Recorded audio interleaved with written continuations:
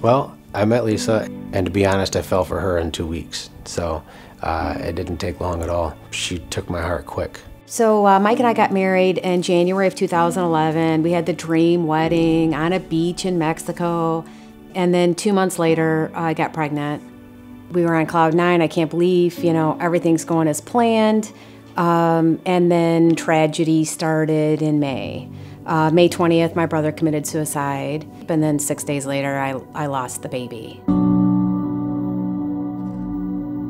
And then in August, we got pregnant again. So we were like, awesome, we're back on the mend.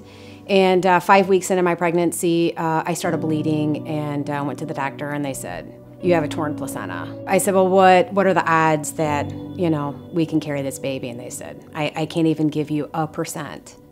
At 30 weeks, complications landed me in the hospital. I was in the hospital for 5 weeks, hooked up to machines 24/7.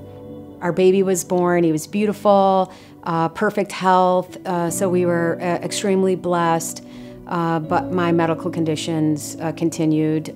We got blessed with an angel. There's no way getting around it.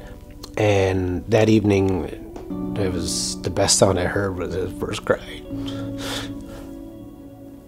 And I wanted to be excited for him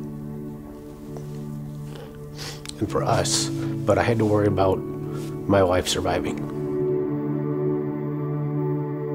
We got through all of her surgeries. Still had struggles for 2 years with her health. I think Mike had a hard time probably trying to figure out how to help me and help take care of our family.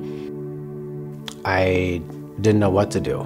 I just worked. Working that much hurt us. We both just weren't communicating like we're supposed to.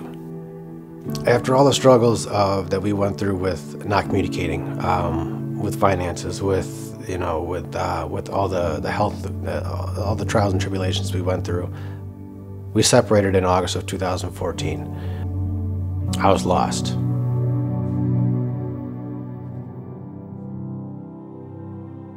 You build this image in your mind of what marriage and family is going to be like, and then tragedy hits and you don't join forces to make it work. It's devastating. It's like a death when you separate. I just felt very like a failure, how something so good could go so bad so quickly. And I remember getting on my hands and knees one night and just saying, God, please help me, please help me navigate through this. Tell me what you want me to do. What am I supposed to do? That's when I started coming to church. I remember the more I came here, the more I started to look at people different. I started to see people that were struggling too. They were struggling like I was. I no longer thought about poor me, why did all these things happen to me? My mind started to think more about, my God, how blessed am I? Thank you. Happy that I'm alive and my son's alive, and it's just gratitude.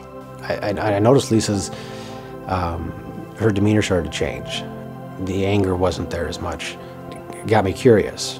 I invited Mike to the Christmas Eve service here.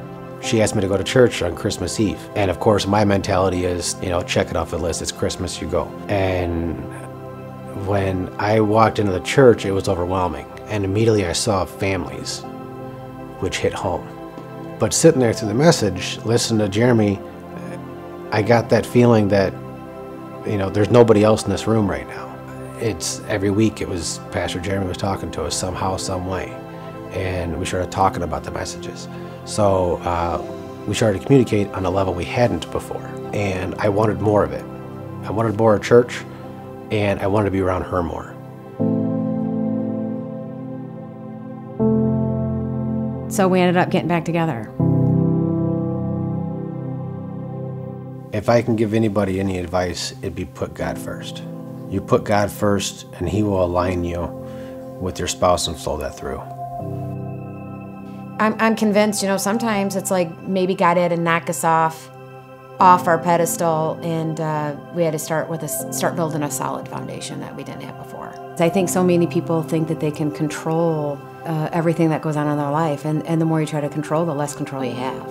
So I think that's probably a struggle is to ask for help. And the only person that can help you the most is God.